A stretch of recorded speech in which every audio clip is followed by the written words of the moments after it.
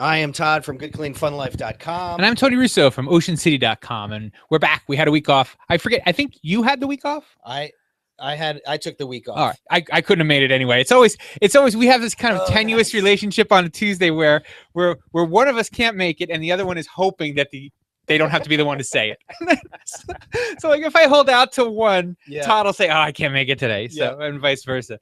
And so last week you were on vacation. Yes, actually, I was still here. I was getting ready for vacation. Oh, that's right. You were busy. We left on Wednesday and that sort of thing. So I was just wrapping up some projects that we were taking care of on Tuesday, and we went down to Florida. So. Right, and you did Disney, and we'll get to that. And similarly, I was recovering from that, not like emotionally, I think recovering from the Love on Tap beer festival that we did.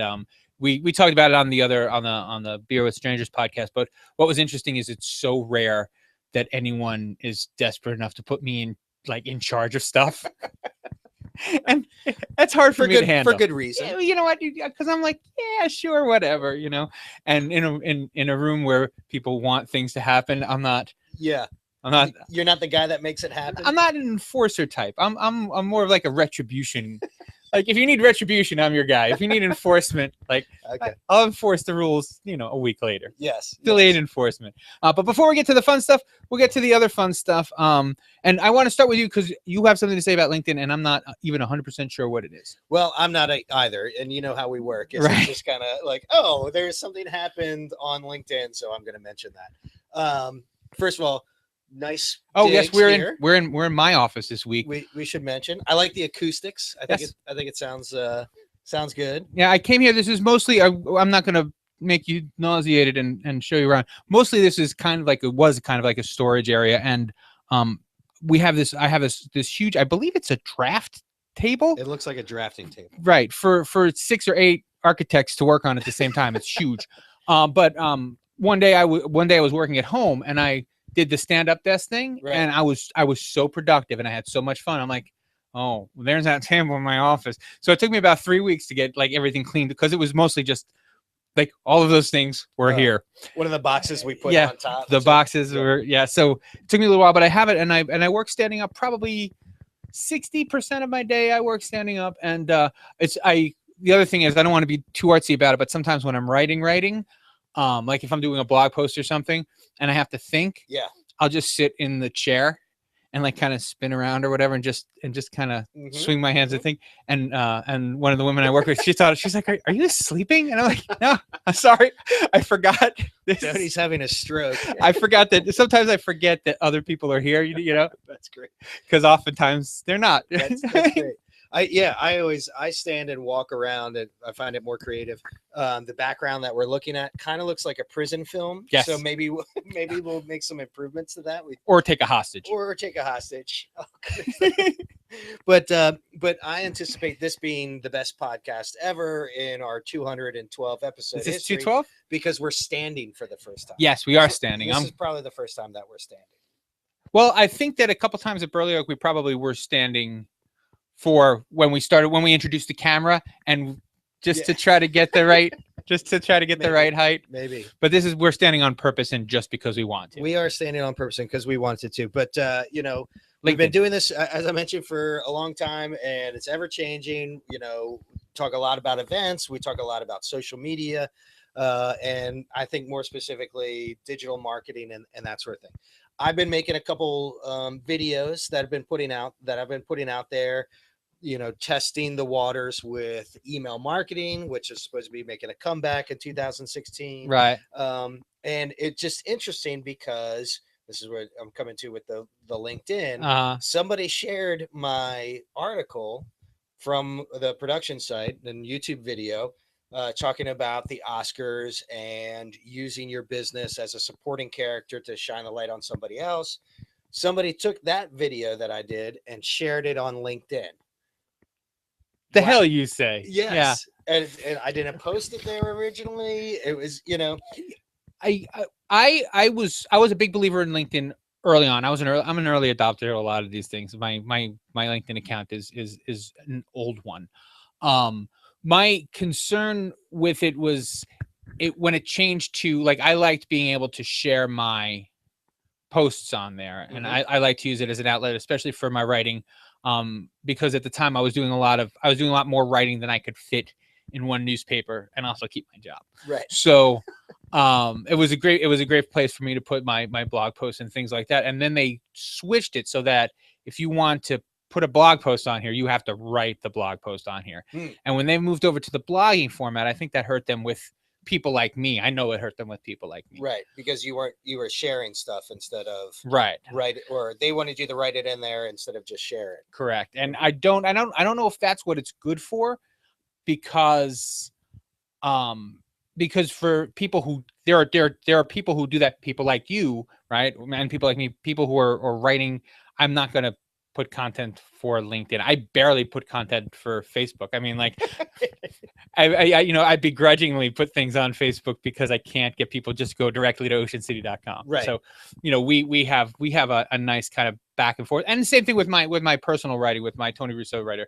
Same thing. I would prefer if people just went to OSSURYNOT.com, but no one ever. My name's spelled backwards. It's my name backwards, but no one ever goes to that website. So similarly, the social sharing is important, and that's an aspect that LinkedIn doesn't have.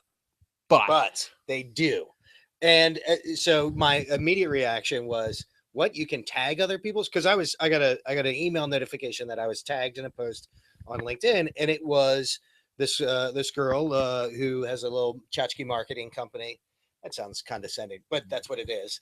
And she took from our website and shared it onto LinkedIn and tagged me in it. Oh, that's cool. Yeah. So and I feel so. Just for my quick kind of survey of how things are, the timeline seemed very similar to when I used to like Facebook. Oh, really? It was all people I knew or Same had some business, right. some business, and it was articles or posts about those people. Facebook anymore for me is just aggregated content of Huffington Post and Esquire and the Bro Bible. I keep clicking on stuff from the Bro Bible. I don't even know what that is. It's it's like it's lowbrow stuff. I think that I just discovered what it is because my cousin. Facebook is the world of cousins, isn't it? Yeah. But my cousin had entered me into one of his private group where he just put filthy things on the internet. And all of a sudden, I'm like, yeah. Like, what are you, a Pennsylvania state's attorney or something? So I guess that's probably, is that the Bro Bible? It's the hot girls of Instagram. Yeah, it's like, they have done a couple stories on the Starboard, which is kind of, thanks.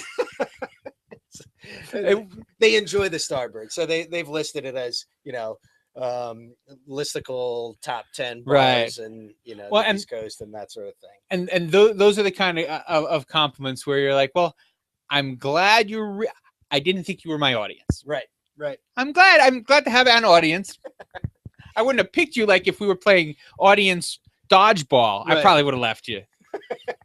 But we're not playing audience dodgeball. You're my audience. You found me, and God bless you for trying. Right. Audience dodgeball. Well, and that you can't always pick.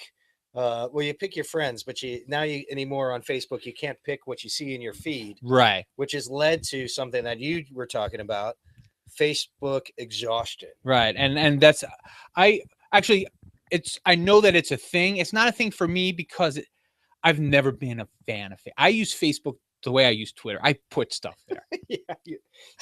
I put stuff there. I see if anybody directly said something directly to me. Mm-hmm. It's like being at a party. So for me, Facebook is like being at a party with like 4 other guys named Tony. So you're there and you hear, "Hey, Tony," and you're like, "I'll see if they say it again." They're probably talking to somebody else.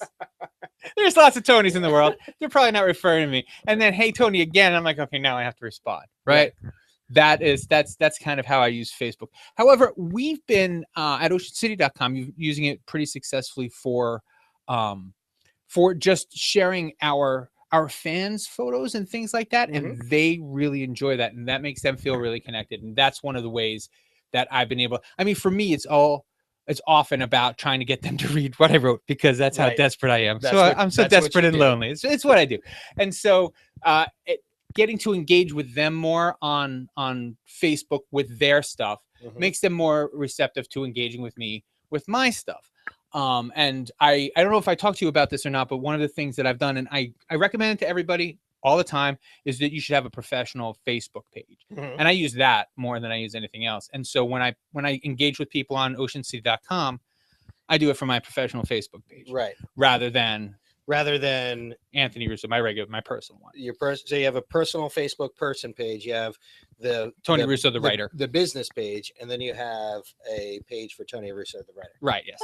That's interesting. Yeah, and it's I'd like to say it's more professional. Unfortunately, it's also kind of it's attached to my Twitter, so you never know what's going to be on there. But usually it's nice things. So there's some hate that's floating out there. But we talked a couple of weeks ago about the A/B testing thing, and so I've been able to use it to do that since I run the oceancity.com page and the Tony Russo page. Right. I can put things on Tony Russo and see if they share differently, if Ocean City shares them, or if Tony Russo posts them and then Ocean City shares them. Right. And I found that if Ocean City shares them, they get a lot more attention than if Ocean City posts them. So, but it's sunsets. So they say that if you have a business page, and this we'll actually get to organic post in a minute, but organic advertising.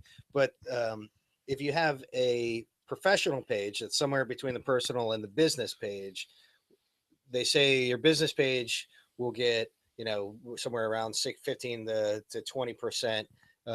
It show up in the people's feed that like it. Are there more on the professional side, or is it like the business page? Well, no, I don't have any followers on the business page. Okay. I have like 200 people. 200 people. I have fewer because I don't like when people ask me to follow their page more than once. Right. So I don't. So like 14 years ago, I asked people to follow Tony Russo, the writer, and I haven't asked again since. So I have had some organic growth there. So and I think a lot of it has to do with writing for OceanCity.com and some of the other like stuff with the book.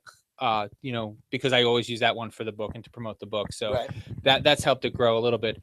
But no, like 45 people. When I post something on Tony Russo, 45 people see it. And when I post something on Ocean City, 45,000 people see it. It's really, I've been here 6 months now or 8 months, and it still kind of boggles my mind how engaged people are. And it's one of those things that, like, it's just because it's in your backyard, you don't notice it. And I'm like, but people really like Ocean City.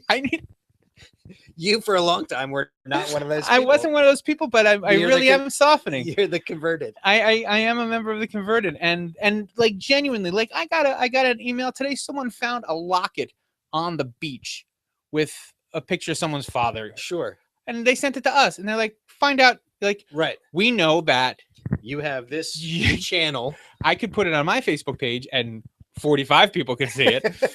Or you can put it out there and stuff like that. And sometimes it's not a lot of fun. Like sometimes people will say, what weekend is Springfest?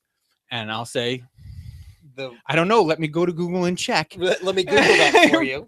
But it's far more likely that people have really helpful things to say and really engaging things to say, and they really like playing along. I mentioned when you came in, we put up a post this morning of a woman from Ocean Pines who comes down here every now and again. It's her second home here. And she's like, I like to go out and take pictures. I like to write. Do you care? And I'm like, no. And she did a great job. She did a great little post about taking her dog to Assateague Island. And and that's what I said when Todd came in. I'm like, the other thing I forget that people love Ocean City, and I forget how much the internet loves animals. That's a lot. And so the post is doing very well. And that for people, when you're trying to get people to blog, as I do a lot of the time, it helps to say, oh, look, 300 people read that post. Mm-hmm. That's going to make you, I have one blogger who's actually vaguely addicted. And if he doesn't hit his numbers, he's like, I wonder what I did wrong. I'm like, well, nothing. Sometimes, you you gotta try, experiment, and sometimes you're right and sometimes you're wrong. Yeah. I mean, I said to one of the bloggers who was writing for the beer blog, I'm like, we talk about this, like every outing can't be your best outing. Right. Yes. You know, you're not going to write your best story every time. It's not to say you don't try, but right. At some point you got to say, all right, that's what I like about deadline writing. Yep, that's it. Yeah. Deadline is coming gone. This is the best we're going to get. We used to have an expression for videos, making videos, because you can always do a little bit more, you know, and tweak it. You know, but at some point you just have to let that bird fly. Yeah. And we kind of do deadlines for that, just because we're looking to stay relevant with the next thing that's coming up. Worse than like, oh, you know what? Let me take one more look at it tomorrow. And then someone else puts out something similar. Right. And you're like, oh, I wish I was dead. Yep. Yeah. Yep. And then you miss it. Facebook articles. This isn't in the show prep, but that's a big thing that's coming up, and where they're going to be allowing publishers to use the Facebook article embed. You know, it's more dressed up. It's more like an internal link. Right. Faster load times and all of that. You have any thoughts on that? You know what? I signed up for that. I don't know if I didn't make the cut. I don't know if I didn't get the beta. I mean, I signed up for it like 18 months ago. Yeah. Like when they were doing the beta, and I didn't make the beta cut. Well, it looks like they're opening it. They're said to be opening it up to everybody come April. Oh, all right. Well, I'll let you know. You didn't make the cut. You'll make the second cut. I'll make the public cut. I can go to the You are IPO. part of the public. Yeah. Presumably. We have for our company and also for me for my books and stuff like that. It's more about getting people's names. You were talking about like being an assist. Mm-hmm. Mm-hmm. Assist, is that the word you used? No, I said supporting character. Supporting character. Yeah. So we do a lot of that. And I do that when I write about beer. Mm-hmm. You know, I just want people to get more excited about beer, so that on, you know, every 8 years when I put out a book about beer, 3 more people buy it. Right. So, and similarly at Ocean City, what we want to do is we want to get people excited about Ocean City, and we want to help the people who are, you know, who are advertising on oceancity.com get the kind of exposure that they can get. So that's not a big thing. I always wonder, I'm as a reporter though, I'm always suspicious of Facebook and their motives, you know? Yes, very much so. Yeah. Because and it's going to change. There's the ad dollars are tough. And if there were a way to, and I haven't looked at it, there might be, but if there were a way to put the first part of the article on Facebook and then the read more link, yep, I'd feel better about that. Mm-hmm. But like for newspapers where they're, you know, eyes on the page are the only eyes that matter, that's going to be tough. That's going to be a tough decision to make. Yeah. And well, I think from the big publishers, it's a mixed review. And if I'm not mistaken, it is pretty similar where you know, it's one to be aesthetically pleasing. You have a nice big picture and a short, and then you're opening it up instead of going outside. You're still reading it inside of Facebook, but the con side is that they are going to be putting ads, you know, within that. So as you're scrolling, are they going to share the money with me? They are going to share the money. Oh, all right. but you know, it's here nickels. Again. Yeah, no, it's ad dollar nickels. You're going to be paying your ad dollars, and they're double dipping because people are already on the page and right using your content to, you know, for click-throughs. Right, but I especially if I've done very well with click-throughs from Facebook, and I've done very well. We do, and this will kind of bring us to where we're going anyway. We get a pretty good organic, like people are like, oh, all right, I like the story, and they click and they share a lot. I was surprised at how many people share from the website, which is something that like I don't do. Actually, I don't do it because I'm a jerk. The newspaper person in me didn't want to share other newspapers' stories and get them to have the social share. Right. So I would copy the link on the top of the page, except for the part where it said, like, because it said, you know, they've got the link, mm-hmm. the URL, and then they've got the refer. Mm-hmm. I'd cut from everything before the refer and then just paste it into Twitter.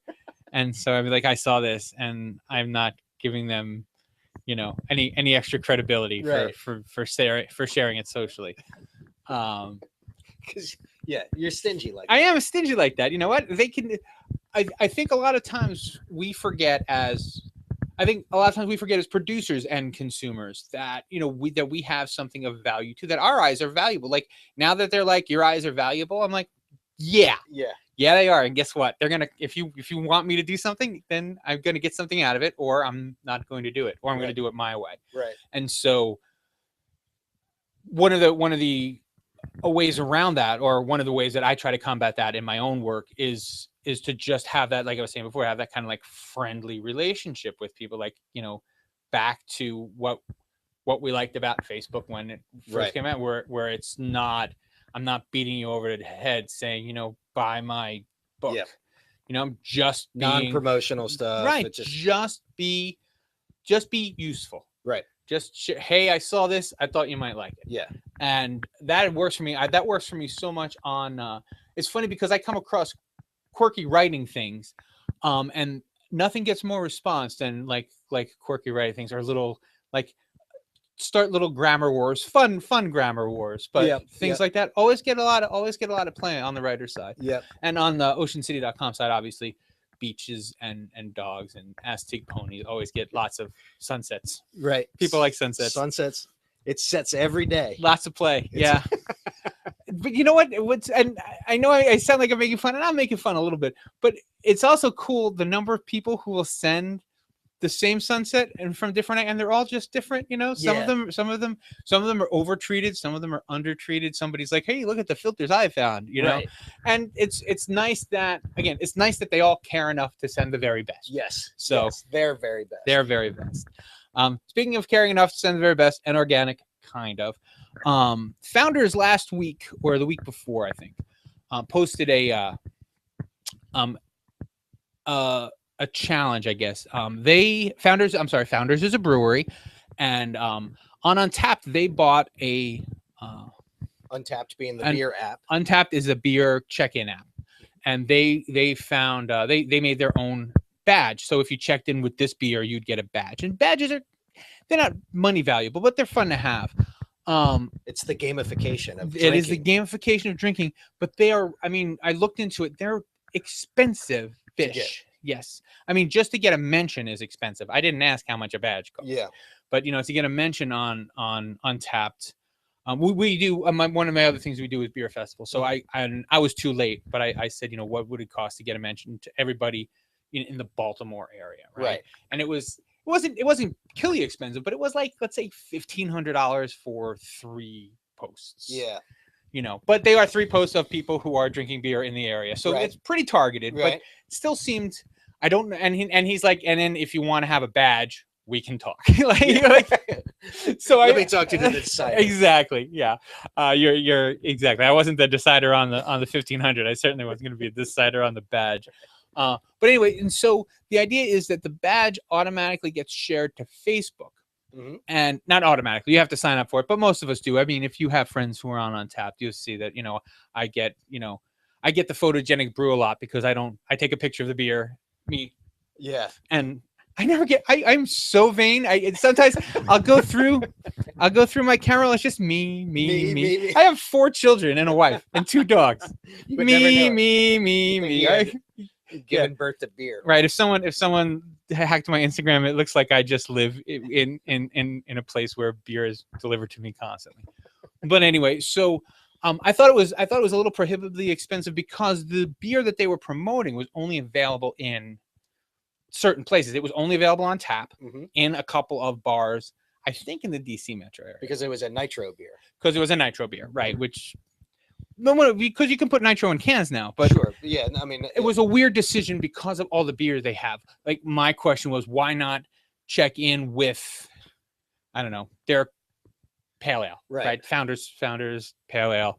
Why not check in with that? And then, but the exclusivity of it is what I think when it posts on Facebook, they get people that gets put on. Like if I say, hey, we're promoting this, Facebook hides that. And especially once Facebook knows you're going to spend $1 or $2 on it, you're never going to, if you're like, well, I'll spend $5 to see how this post does. And they're like, well, not as well as it'd do if you'd spend $10, and certainly not as well as it and certainly worse than it's going to do now that you spent $5, right? So so this is an I feel like Facebook is like Huck Finn. They really are. Yeah, they really are. And so this is an interesting workaround where you get the. So you're using something more exclusive. I mean, does it boil down to promoting something that isn't immediately going to have a, a big surge, or promoting something that is going to do well already? So a badge for people are going to drink the IPA, they're still going to post pictures, but this, their nitro, and you have to find it, making it more exclusive, makes it a little bit more appealing. Certainly part of it, but also if you get a chance to look at the badge, it's Founders Nitro Ale, Right, yeah. So I think it was a way to again kind of double dip where you got the big name recognition, and without and anyone who's, and it's coming from a trusted source because it's you getting the badge, not right, Founders pushing it at you. And it's not even Founders giving me the badge, it's Untapped giving me the Founders badge. Right. And since the Untapped stuff already gets play on my Facebook page, then essentially Founders bought an ad on my page. Right. And that was probably less expensive, ultimately. But then you feel like you should at least get a beer out of that. I ought to get a taste. Well, I do get the badge though, and the badges are kind of cool. Yeah. I mean, they're virtual badges. It's fun. But they are fun. And hopefully actually we expect to have one out soon for Shorecraft beer. Awesome. Which will be so you can check in at the local breweries, and we give you. I can't show you a T-shirt because it's. You have to trust me. So you get. I can see the box that the T-shirts are in. The T-shirts are well protected. Yes. And how are we doing on time? Are we happy? Good. I think we got a minute. All right, cool. Well, then let's then. Oh, I'm sorry. You missed Varmint Fest. Let me tell you about Varmint Fest. Yes. Muskrat Festival in Cambridge this weekend. It was a lot of fun. It was. Is Varmint Fest a hashtag yet? No. We talked about. You and I are the only one who's ever been. So lots of an uncompliment in the way it was run. I felt it was $5 to get in. They had lots of music. They had Tom Principato was there. I know he's got to be expensive. Sure. And they had Blackwater, I think. I don't know. They had 2 regional-ish bands. Okay. Probably pretty expensive. All you could do in there was buy stuff. Right. And that bothered me. Like, charge me $13 for the Muskrat. Don't charge me $8 for the Muskrat and $5 to get in, because I brought my wife and 2 of my kids. So it cost me $20 for them to watch me eat Muskrat. At $30 essentially out the door. Sure. So I felt a little cheesed off by that, but I think that they made there was a minor calculation. It was supposed to be a promotion with RAR in Cambridge, and the idea is you go to RAR and you get a beer, and when you buy a beer, you get a Muskrat. You get a entrance band. Okay, and then, but the downside is you have to be at RAR at 10 o'clock in the morning drinking in preparation for the Muskrat Festival. That. Oh, of course I can, but maybe not your wife and kids, right? But also, and there is, and the beer is going to be $6, and I'm not nickel and diming here. I just felt. It felt cheesy. It felt get a cheaper gross. band. Yeah, it felt gross. You use that phrase, gross. Yeah, it felt a little gross. In the future, get cheaper bands. I don't think anyone cared. Right. Although I guess Tom Principato's a draw. Yeah. So he brought people out, but he brought people out just so they could cover the fact that he was there. Yeah. Right. So this is the 5th annual. I'm sorry. So this is the 5th annual. So they're getting the $5 every year. I mean, they got the last $5 they're going to get from me, but they get the $5 from everybody. It's just like I said, I go to things here in Berlin. I go to things in Ocean City. It is so rare that you pay for the privilege to buy. Right. Actually, that's the first time I've ever, first and last time I've ever paid for the privilege to buy stuff. Right. I want an experience. That's like a fraternity move. It really is.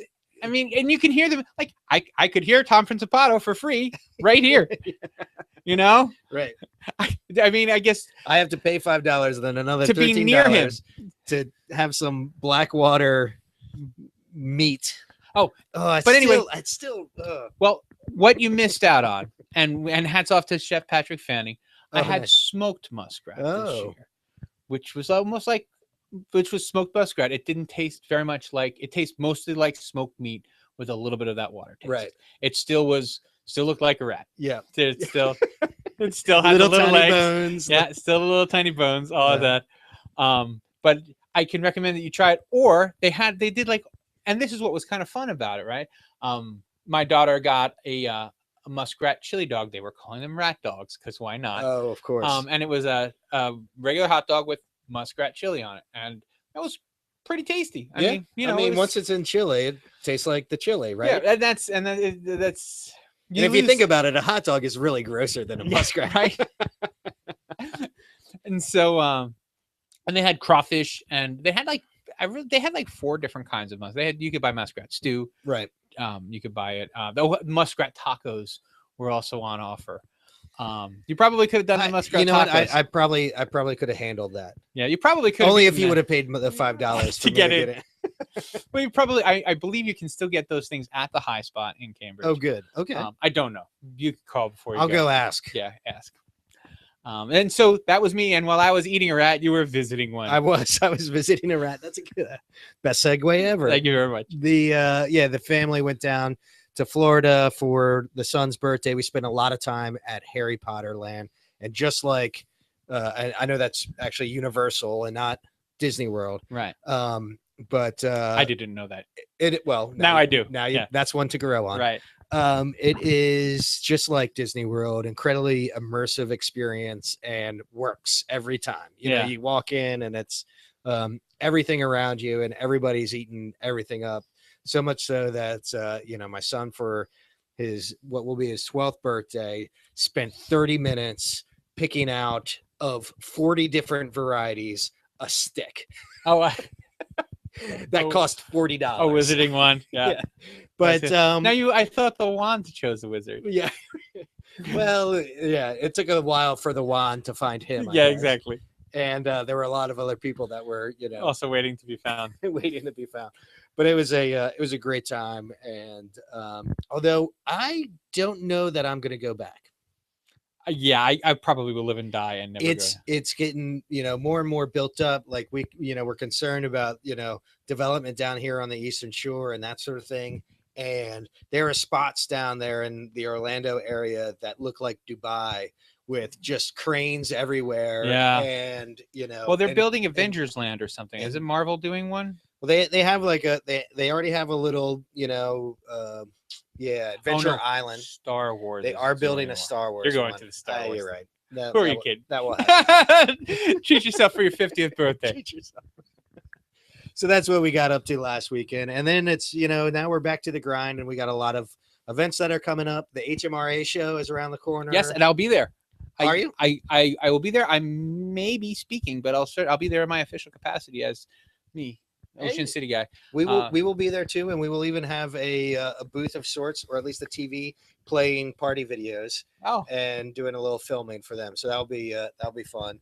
And maybe we'll have a few cocktails and sleep it off in the parking lot. Yeah, as I tend to do. I think I'm going both days though, right? It's not you go both days. Saturday. We've only done one day in the past, but we're filming Michael Voltaggio, who is a famous chef from Frederick, if there can be a famous. He's on Cake Boss. Yes. I don't think he's on Cake Boss. He wasn't. He was on Top Chef. Right. He was on Top Chef. And I know this because actually my children, he had a brother, him and his brother were both on. And my kids were them as for Halloween one year. So that'll be fun. And then we'll have more fun just kind of perusing things on Monday. But that's our weekend, and St. Patrick's, and then opening weekend, St. Patrick's, and all of that is right around the corner. So I wanted to ask only because we got one of the blogs we posted got a lot of traction. People were not just a little unhappy about the cancellation last year. I mean, people were a little enraged of the cancellation of the parade. Right. Yeah. Hopefully they won't do that this year. Hopefully it doesn't rain. Right. Well, the complaint was that they said rain or shine. And they really meant rain or shine, but it's not going to rain unless it's really Unless it's really raining. raining. But it wasn't that bad. Is the thing is that it was one of those It was like when supposed to be like terrible, right, like when they cancel school and then it doesn't snow. Yeah, It was I understand that it was like that. It's always a terrible. I never envy those people who have to make that call.